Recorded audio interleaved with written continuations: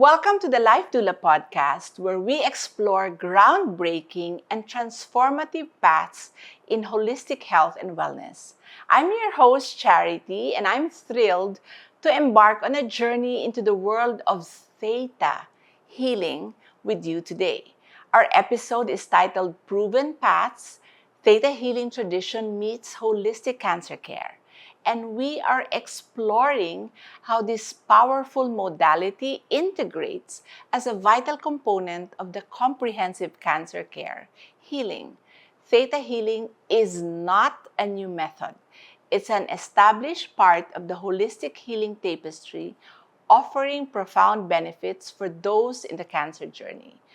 Joining us to delve deeper into this fascinating modality is the multifaceted and incredibly talented Lissa Romero De Guia. Lissa is not only a gifted Theta healer, but also an acclaimed author, voiceover artist, and a Broadway performer. Her personal and professional paths have beautifully intertwined to bring her to this moment, sharing her unique insights on holistic healing and wellness. The journey from theater to Theta has been one of discovery and empowerment for Lissa. And today she joins us to share her wisdom and experience in using Theta healing to support cancer warriors, thrivers, and love givers. Let's welcome to the Life Doula Podcast my dear friend Lissa Romero De Guia. Hello, Lissa. Welcome to the Life Doula Podcast. It's been months since we've been trying to fix a schedule for us, and I guess divine intervention. Not in the schedule, but you are here. I'm so happy to be with you. Thank you for having me, Charity. I'm so happy to be with you too. Oh my God. I got so kilig when Lissa told me that she's here for a couple of days and we can do this. So let's get to know Lissa. Lissa, you have such a diverse and creative background. Can you share a little bit about your journey from Broadway, from writing, and being an author and becoming a Theta healer? I know all these things happen in your life, but I really don't know the sequence of how things happen. To tell you the truth, it sounds a little intimidating when you put it that way. But I guess I can explain that by just saying that I've always been a creative person. Yes. For me, I guess one of the highest goals of my soul is to express. So, as a little girl, I was always singing, writing, daydreaming. And that led to me being in theater. Yep.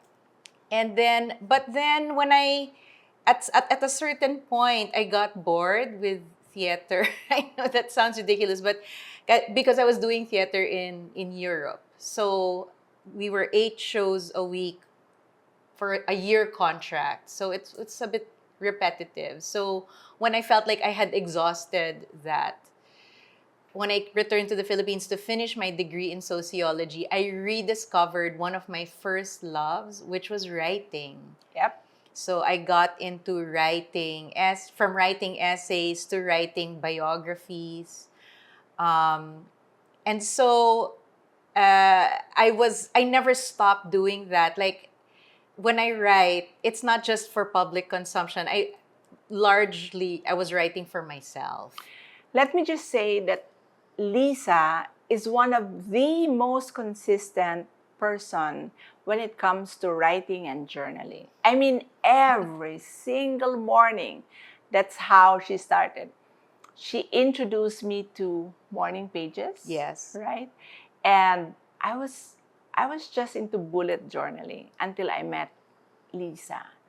Lissa, where did Theta healing happen? And how did you land into that space as well? By accident. Energy healing wasn't at all, in my head. But what happened was when I wanted to get pregnant, actually it started with pranic healing. When I wanted to get pregnant, a pranic healer was recommended to me. And after I had that healing, I got pregnant right away.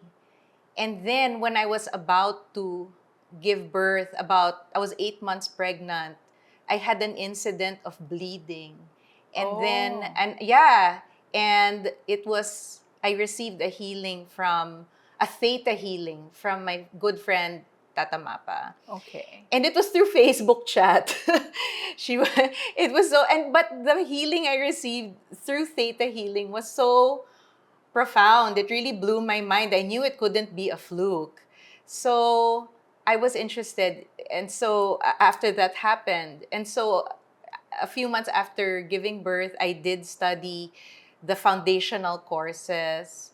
And then through the years, I also enrolled in a few more Theta Healing courses. And at first, I was just practicing it on my family because I was afraid to, bring it out into the world. There's so many different beliefs in our country. Yeah. So I wasn't sure. So I said, okay, I'll just do it for myself and for my children, which was very helpful, or close friends. But then when the pandemic happened, Mm-hmm.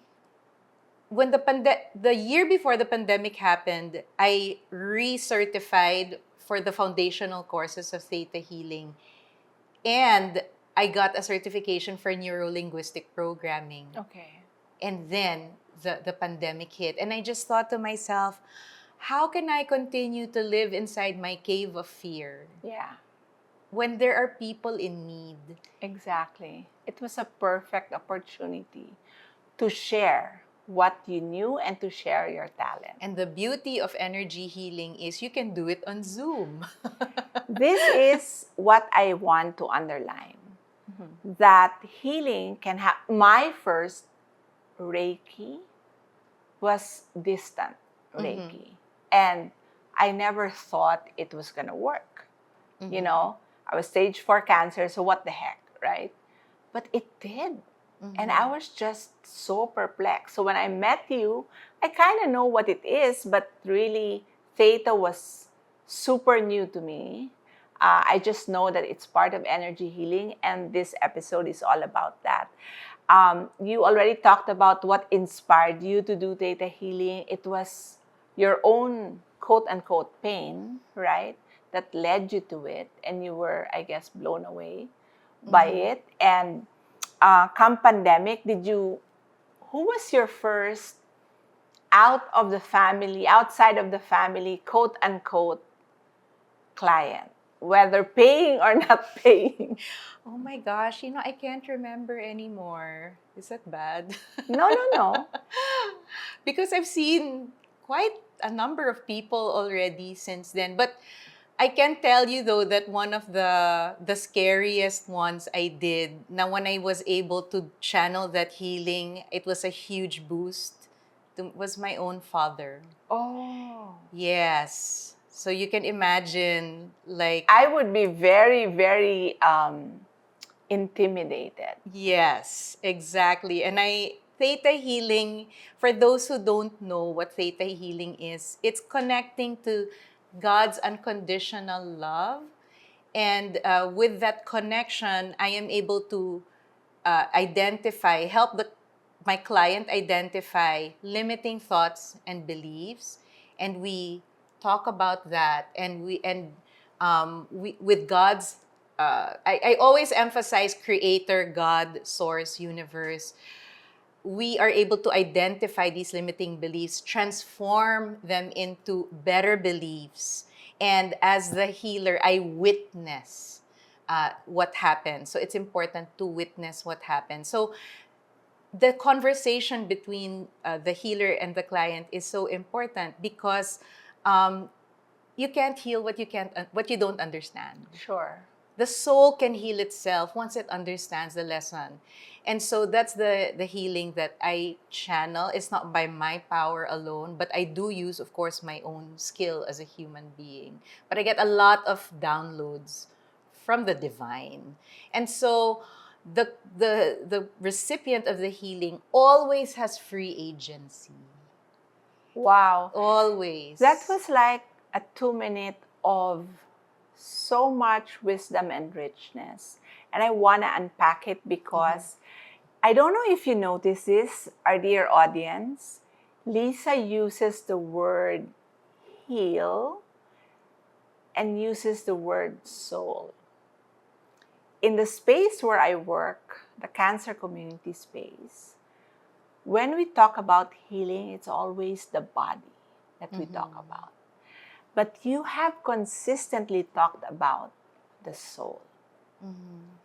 Lisa, can you, and we've talked about this earlier and a couple of, conversations before today, can you talk about why you are so intentional with using the word heal versus, say, for example, cure? Why are you so intentional about using that word? I think it's because in my own experience in helping others feel better, I recognize the fact that it's not always about making the disease disappear, that a healing can happen on so many different levels. Is it the cure of your specific disease? Not all the time. Yes. However, sometimes the disease happens because there is a need for the person to evolve, to recognize what no longer works for them or what in their life has caused the dis-ease. And so when we explore that, when we use Theta Healing or similar modalities, then you begin to explore the many different parts of what makes you an embodied soul, a human being. So I don't know if I've... Yes, you do. You did. I mean, it's so important, I think, for our audience to understand that when they have, as you said, a disease, it's not really just the physical body ailing. Dig deeper and find out what does not serve you anymore as a soul as well. And this is something that is so disassociated when you talk about either chronic diseases, cancer, or any type of disease. It's very disease-centric, right? Let's focus on shrinking these tumors. The treatment. Yes. Yeah. But here, we are really encouraging people that it's so much bigger than the disease that you have. It's really when you look into the soul and look into what it needs, and as you said, evolve. And that's why you see a lot of cases where, from the medical books, as our resident oncologist would say, parang, how did it happen? When tumors were all over the body, but when the person start resolving all these issues, I mean, forgiveness, example, from experience. The first thing I did when I was diagnosed was really forgive myself, the people who hurt me, and for some reason, I think that was already pivotal. It just made everything, as you said, better. Right? Yes, and I'm very careful what kind of beliefs I will say today about cancer, because there are many different beliefs. But see, I believe that Theta Healing is only one way of diving deep into the question, who am I? Why am I here? And I think that's how I see disease, whether cancer or other disease. I think it's actually a wake-up call. It's to make you ask Aware. yourself. Yeah. And then when you're receiving the healing, as what happened to me, it made me question, what does it mean to be soul? Yeah. What does it mean to be an embodied spirit? What does it mean to be a spiritual being having a human experience? What is my power?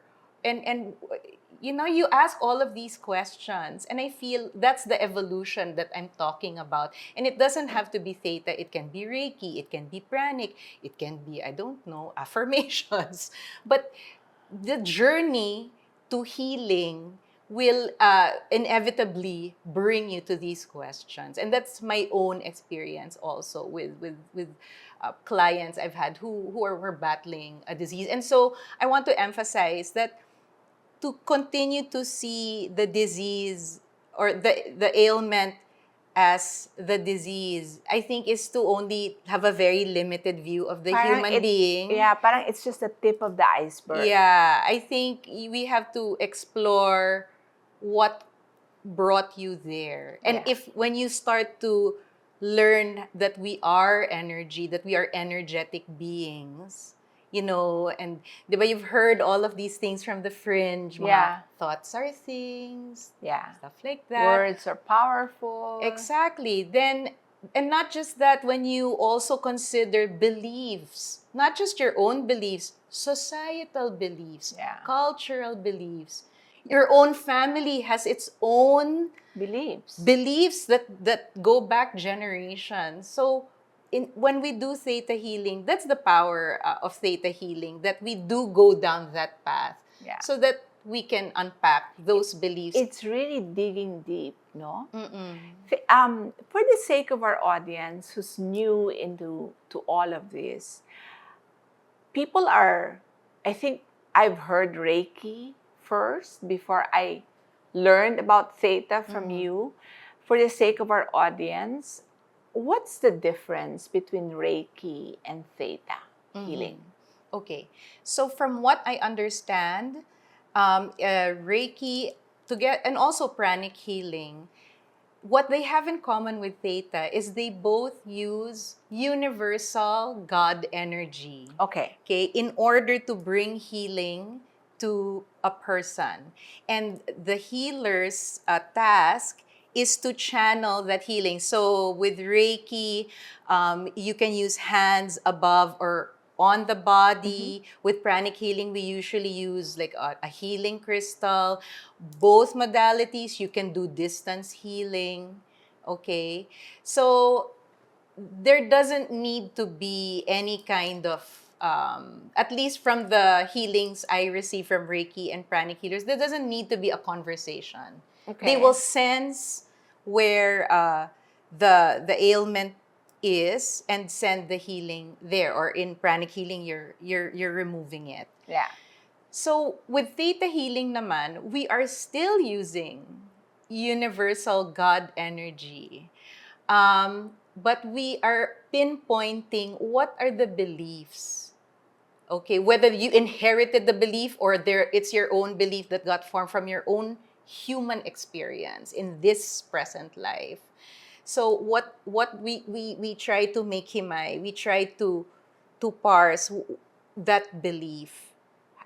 And not just that, not just identify the belief, we have to reframe it. No, we have to ask ourselves, what is it, how is it serving me? Yeah. Why are we still holding on to it? Because beliefs are usually there to keep us safe. Yeah. Diba? Yeah. We have these beliefs in our subconscious, whether it's from the ancestors or in this present life. We hold on to it because it gives us something. It benefits us. So at this point, though, you have to ask, is that benefit of keeping me safe still valid? Okay. We have to reconfigure our map of reality. What you say, reframe. Yeah. But I think reconfigure your map of reality is a little bit deeper. But a reframe is powerful. Yeah. I want to just throw it out to you because this is a very common occurrence when I coach cancer patients. And this line goes this way. Alam ko na talaga, at some point, I will get cancer. Kasi almost everyone in our family get it. Is that a belief? Oh, yes. That is a very strong belief. Yeah. So parang you've already owned it, right? Yes. You've already owned it that kasi ang dami sa amin may cancer. So alam ko. And this is with no exaggeration, Lisa. People will tell me, alam ko at inaantay ko na lang nga eh. Because yan, lahat ng mga ninuno ko nagkaroon ng cancer. So alam ko I'll get it at some point. Right? That's the power of a belief. Diba? And in Theta Healing, we always say, but that's just a belief. You can change that. I'm not just talking, BS here. Okay, I'll just share something from my own life experience. It's not cancer, but menopause. Okay. So in 2017, I began to get menopausal symptoms in the form of depression. Like when I was about to get my period, I would just shut down. I would just start crying for no reason, and I didn't want to go out of the house. I didn't want to see anyone, which is really, that's untenable. Yeah. You can't maintain that. Yeah. So I started doing homeopathy, and it was helping me to a certain extent.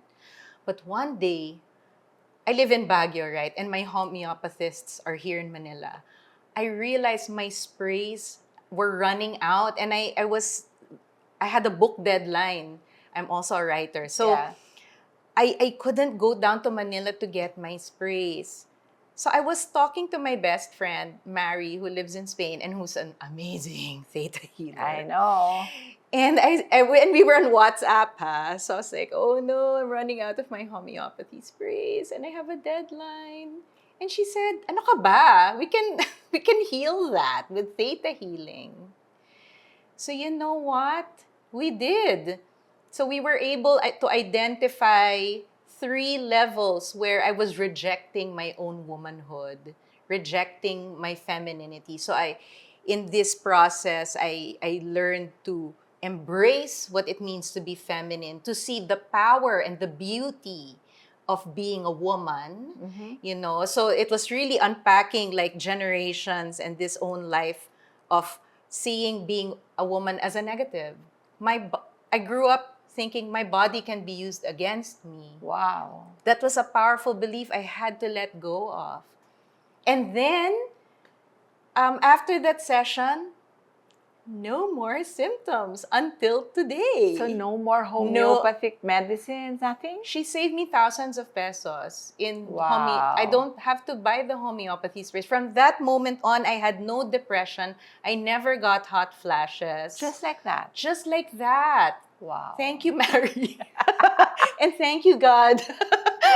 So that's what I mean by belief. Can you imagine all these women in the world who maybe we just need to embrace? Can you imagine? Can you imagine how the tons of beliefs that people really hang on to? It's almost, when you were sharing your story, I just had this image of you, just taking off your backpack of something that's really heavy, and then all of a sudden you were released from all the beliefs that you have.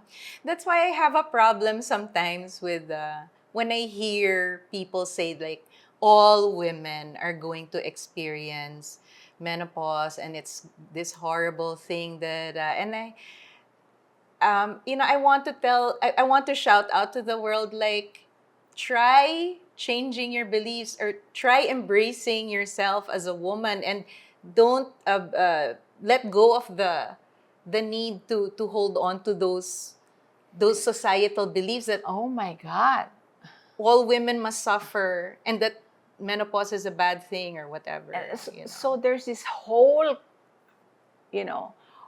trending on social media of almost defining the path of every single woman. At a certain age, you're gonna feel this is this. It's almost, Lissa, like a programming. Yes. Wow. Yeah. So I really like that programming, sharing that you made. Lissa, I know that you have had cancer patients as clients as well. How can Theta Healing be integrated to, say, for example, they're undergoing radiation, chemotherapy. Do you do this alongside with whatever Western modality they are using? Absolutely. So I never tell people not to do the Western modality. By all means, yes. If that's your choice, go for it. So all my clients who have cancer or who had cancer, they were all doing that. And they asked for my help because they knew, I didn't have to tell them, they knew that their cancer was coming from something else. Wow. That it wasn't just a physical thing. So we used Theta Healing as a way for them to understand themselves and to a lot of cancer is caused by an inability to let go of the past. A lot of it is caused by an inability to let go of anger, Release them. release, Yeah. forgiveness. I would never force people to forgive, but I'm saying forgiveness in the sense na I choose to no longer put energy into that situation. I want to call my spirit back. That so that I can create new things. That's Kita nyo forgiveness. ba, the language is so different, right? Mm-mm. As opposed to just eradicate the disease. It's really understanding what the soul Mm-mm. is going through. Mm-mm. And as you said, diseases like cancer is really the way of the body calling your attention to dig deeper into something. Yes, and where you get your cancer is not an accident. It's actually showing you what your issues are depending on where you first got it. I remember a medical oncologist who said that if you were diagnosed with cancer at 50, it probably started when you were 10. And this whole explanation of you and the whole process of releasing beliefs and evolving, and not just reframing, is so aligned to what he said. I mean, if these are issues that you've had for many years, it's going to surface at some point. And, the medical industry has labeled it cancer. It's actually a deeper work that you need to do, more than just popping a pill, right? Absolutely, absolutely. And so if you choose to see cancer not as a disease, but as an event in your life, that is part of an ongoing unfolding into being who you truly are, then wow, that's such a great opportunity for you to to truly understand. I feel like we could talk about this Yeah. the whole day. Yeah. Because it takes why 50? Why do a lot of cancers happen when you're 40 or 50? Because that's how long it takes for the belief to solidify in your body. And sometimes it's not even like a belief. Well, yeah, fear is a belief, I guess. Fear of the thing can also cause because the cancer. whole day you're just thinking about it. So, did you read Anita Morjani's Yeah. Dying to Be Me? Yeah. She was so deathly afraid of Exactly. getting cancer. Yeah. And so she got cancer. Exactly. So again, beliefs and words are so powerful, right? And for those of you who just tuned in, we're talking about such a powerful topic where diseases like cancer can be really just an offshoot of something that has been going on in your soul for probably 2 decades. Yeah, 2-3 decades. Oh my God. Yeah. Could you provide an example of a story of someone who came to you and who was impacted or who has evolved and experienced healing?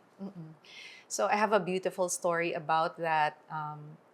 This person had thyroid cancer, and it was really matted all over her throat. So the fear was that she would completely lose her voice after the surgery. But she she needed the surgery. So she had the surgery. She did the radiology. Radiation. And then she came to me also for Theta Healing and neuro-linguistic programming. And what we discovered was, she had this great fear of speaking up because it might rock the boat. Oh my God. It might so connected with this energy center. A lot. By the way, I found out that a lot of the people who get thyroid cancer are women. Wow. So You know fifth what? chakra, our ability to speak our own truth, 'di ba? Our ability to connect our head with our hearts. Exactly. That's the throat chakra. So this person, so that's what we were working on, and then it evolved into empowering her to feed her joy.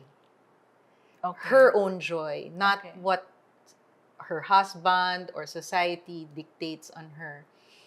So she evolved enough to really go out on her own, get a master's degree, and basically to be independent, and it's been 5 years or 6 years. I think 5 years, because I was already certified as an NLP practitioner, and she just had her scans this year, her tests, and it's all negative. Wow. And I stress, she was doing the Western medicine also, but we also did the Theta Healing, the NLP, and so it was a combination of so many things, right? It's not just, focusing on radiating the tumor in the thyroid. Yeah, she didn't just get the cancer and stay the same. Wow. She changed. She made empowered choices. You see, this is why it's, I think, very important to understand when people say cancer changed me. It's because of all this, as you said, a person evolves, and all of us are so scared. Of course, I can say that now because looking back, 2016, right? Cancer taught me a lot of things. It made me a better person. I changed my path. But looking back, it's so connecting to what you're saying. You learn a lot of things about yourself that you want to let go. And when you do the inner work, you become a new person. And with this client that you had, when she let go and she evolved, she was healed, right? So it was just more than radiotherapy. It's a combination of so many things. I really believe that, because at the end of the day, it's not just about curing the cancer or healing the cancer. It's about living your best life. It's about allowing more of you to exist. Oh my God! I just this earth. Remember you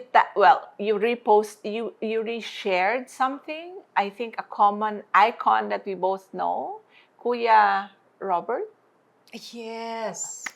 Oh my God! The way he described his cancer journey it freed him from a lifelong of depression, self-hatred, self-judgment. He said when he finally realized that his time was limited, all of a sudden, everything just vanished. Like, no more depression, right? It was all joy.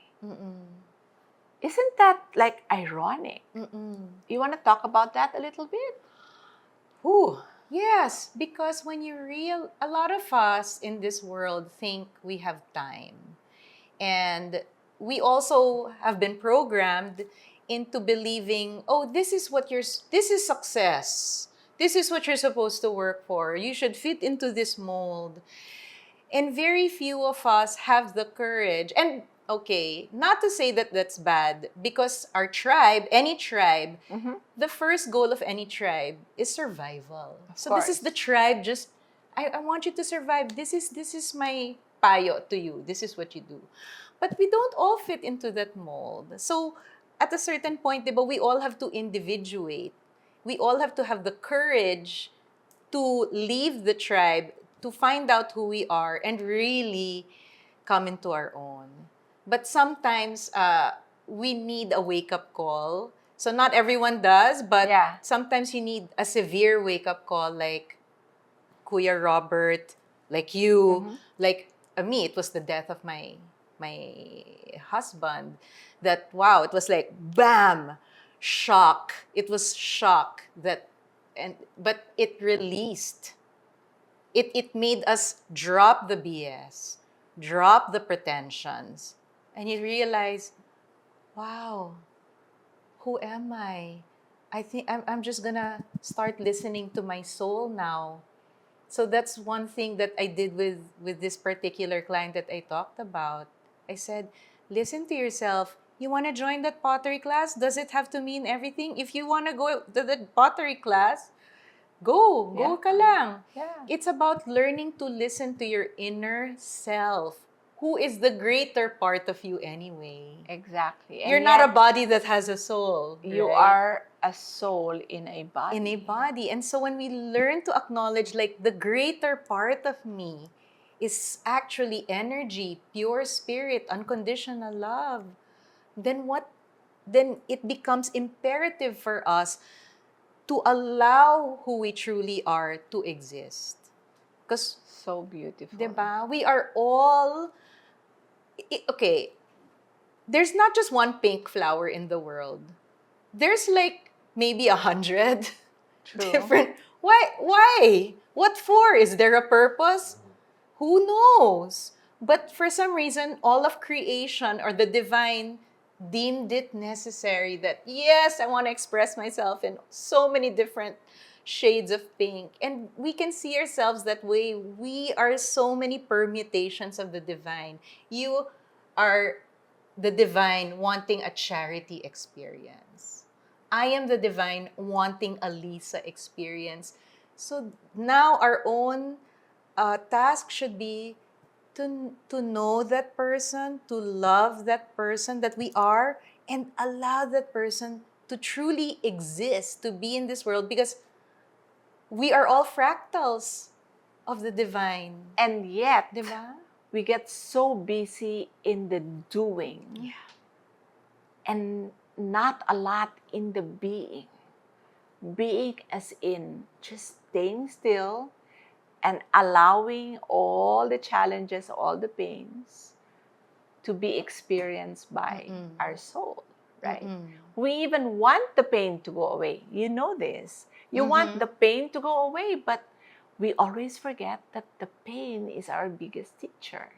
When it comes into our lives and we learn, and then it just goes. You taught me a quote from Rumi that changed me. The pain is the cure. Said Isn't by that beautiful, Rumi. yeah? The pain is the cure. And the cure from what? Perhaps ignorance. Our Many own things, ignorance yeah. that we are brilliant. We are actually perfect because we were designed by God. How can you be broken? Yes. Right? When you are created from the image of the Creator Himself. So instead of nitpicking, this is a note for me as well because I do this. I'm trying to stop doing that also. Instead of always nitpicking what's not perfect about us, what if we lovingly embrace all that we are, warts and all, shadow and light, likes and dislikes? Yeah. What if we embrace that and know that I'm here by divine design? How would that change our lives? How would that change how we make decisions? Diba? And I So think that's why I beautiful. encourage people to do morning pages because that can be a first step in allowing your authenticity to flow. And morning pages was taught by Julia Cameron in her book, The Artist's Way. The Artist's Way. So if anyone out there would like Lisa research made that. me, by example, made me buy, I think, more than one copy of that book. Because when I started learning, then I started sharing also with other people. Lisa, look at me as someone who has not experienced energy healing. If I come to you as a patient, say for example, patients we are all programmed. You go to a doctor gives you a diagnosis and a prescription, and come back to me if the disease is still there. That's the Western process. Walk us through when someone goes to you, reaches out to you for theta healing. What's the process like? Well, first, I always pray that I receive clients who are ready to open their minds, who are ready to learn, and who are ready to play. Because theta healing doesn't have to be this dreary, icky process of looking at my feelings. Some people, I think, are afraid of that. Like, I don't want to look at my feelings. But what we would use, so that's what I pray for. I invite people that if you are going to go for theta healing, please go with an open mind. And I usually, I would not force this on someone who doesn't believe in a higher power. At the very least, energy. Do you believe that you're energy? It Okay na yan doesn't sa have akin. to be religion. I It just want, doesn't, okay. not It at doesn't all. have to be religion. Yeah. Yes, if you're spiritual, if you have your own brand of spirituality, that's the. I think my basic requirement is at least believe that you're energy, Okay. and that we're all energy. Yun lang. And then there is no by the book session. Okay. Yes, of course, I learned a whole process, but I'm always listening for the guidance. Yeah. So if I sense that, okay, usually I'll ask the person, tell me why you're here. Yeah. What would you like to change? And we start from there. And then sometimes I'll do an energy scan and see what kind of insights I can glean, what kind of downloads I get. And then we begin the process of, asking, how did this affect you? Or when did this first start happening? How did this affect you? And by this, I usually mean the event that caused you to have this belief, that probably caused your dis-ease. And when we start to discuss this, and they see it in the tapestry of their life, that's when they start to it's like nakaganyan sila. And then you start to Start opening. start opening Slowly. slowly. Hindi pwedeng biglaan, because if you just say, oh sige, let's erase it na. Yeah, The subconscious will be like, no, Yeah. sirens, red flag. Yeah. So you have to go into this process.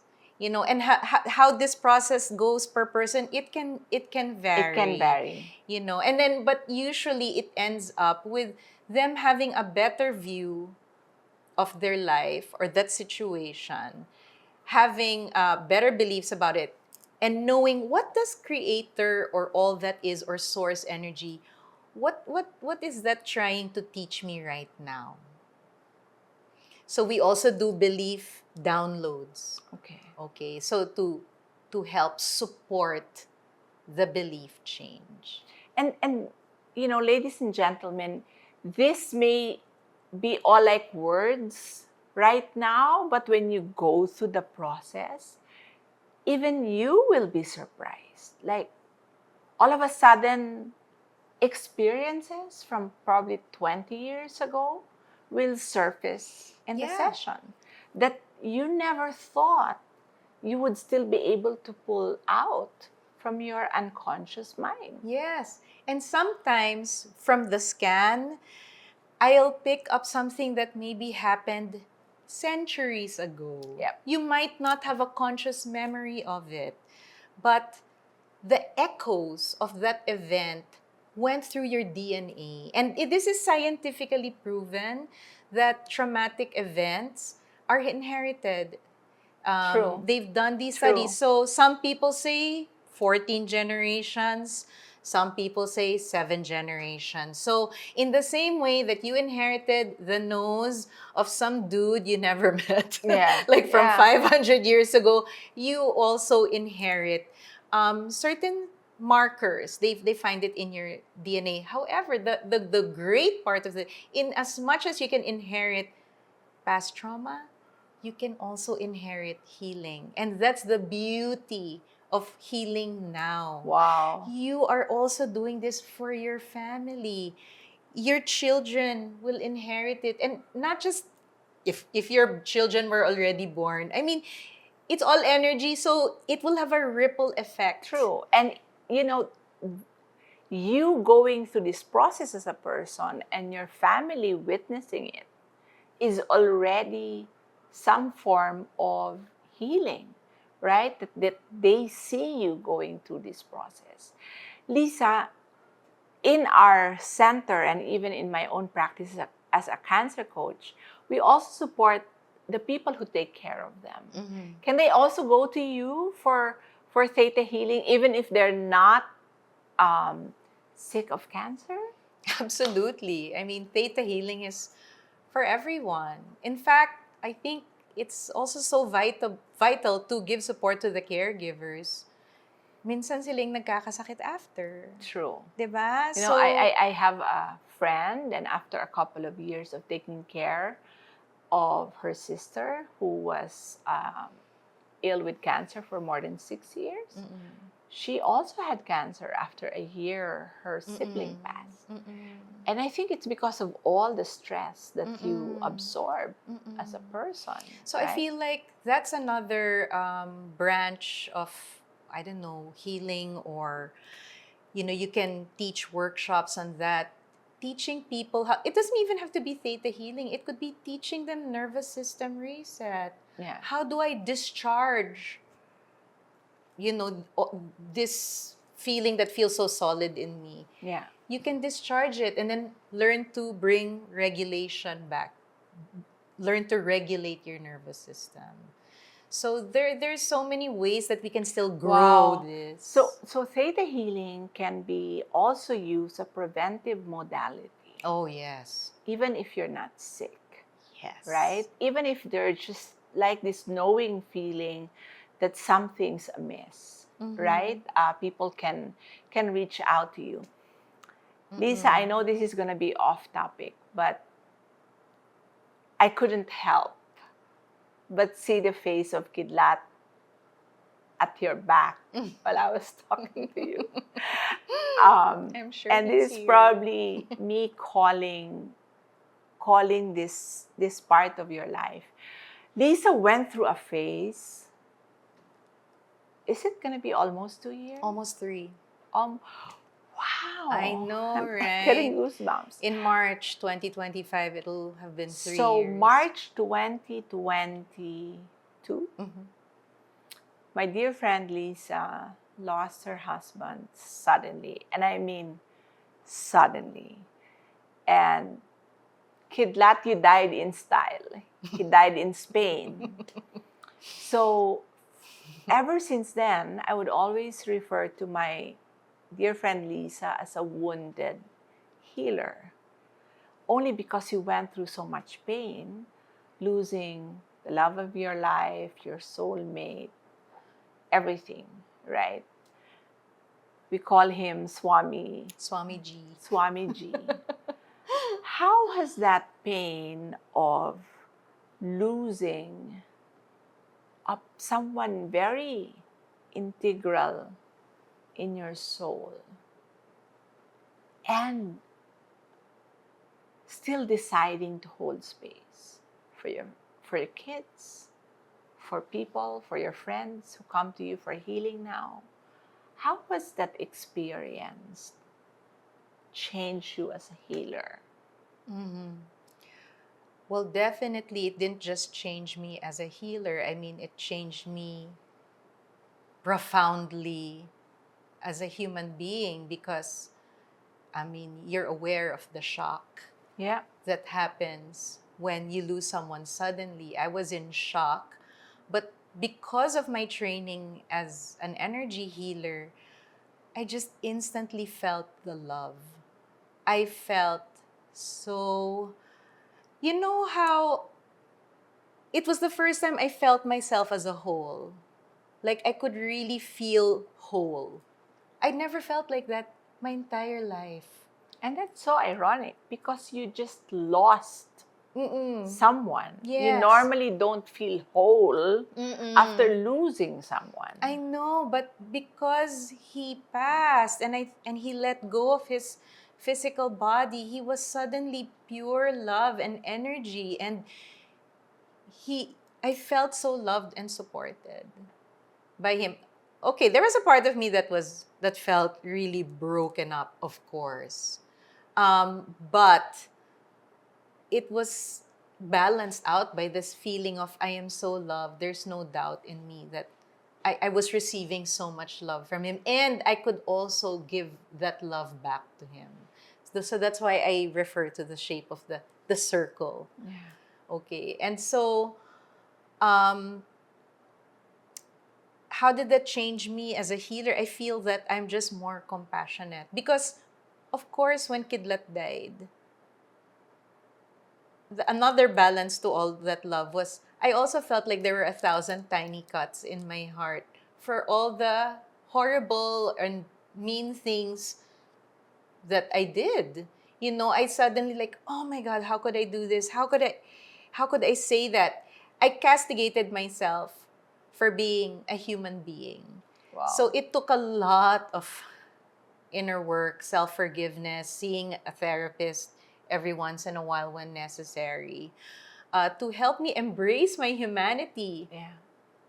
And that's what I bring to my clients. Sometimes my clients are so ashamed to share their past. And I'm like, join the club.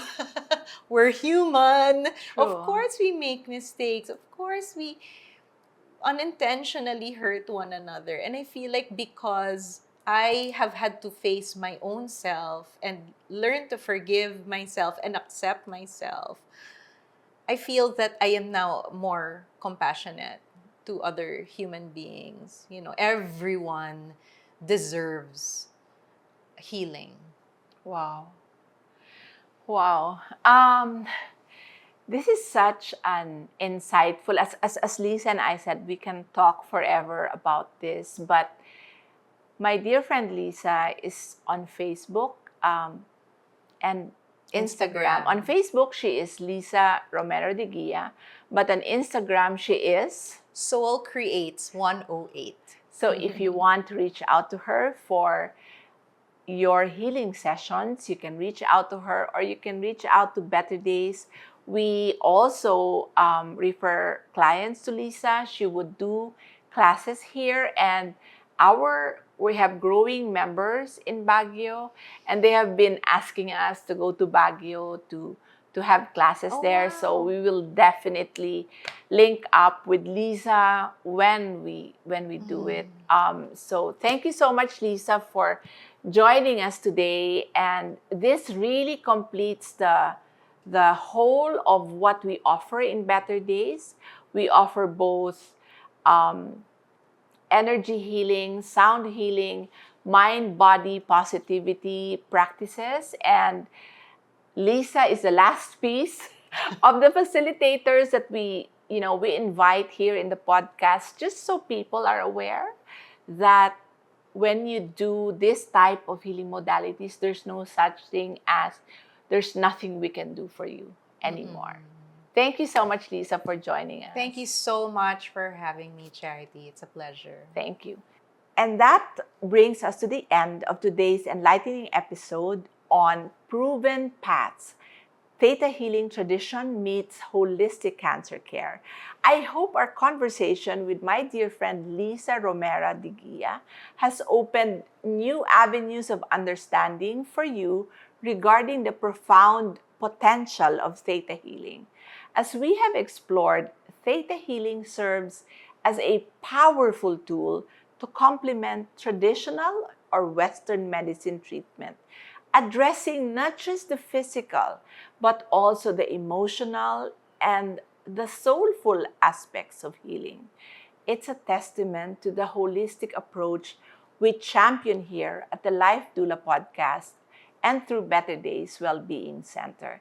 Lissa's insights and experiences have reminded us that healing is a multi-dimensional journey, one that encompasses the entirety of our being. We are grateful to Lissa for sharing her experiences and expertise, bridging the worlds of art, healing, and personal transformation. For those of you listening who may be navigating the uncertainties of cancer, or if you're alongside those on this path, remember there are diverse modalities to support and uplift your experience. And Theta Healing is a profound option for you. To explore more about Lissa's work or learn how Theta Healing might fit into your healing journey, don't hesitate to reach out to her or to Better Days so we can link you up with Lissa. Remember, healing is never linear and it takes time. Optimum health requires the mind, the body, and the spirit to be in balance. Thank you for joining us on the Life Doula Podcast. If you found this episode as inspiring and helpful as I did, please share it with your friends and loved ones who might also benefit from it. Until next time, may you embrace each moment with peace and strength.